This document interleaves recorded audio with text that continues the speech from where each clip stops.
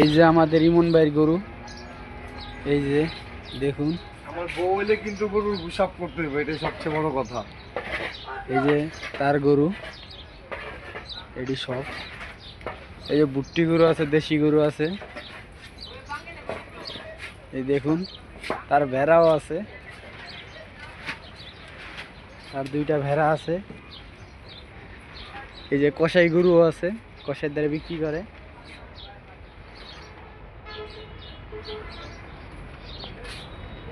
খুব সুন্দর গরু আছে।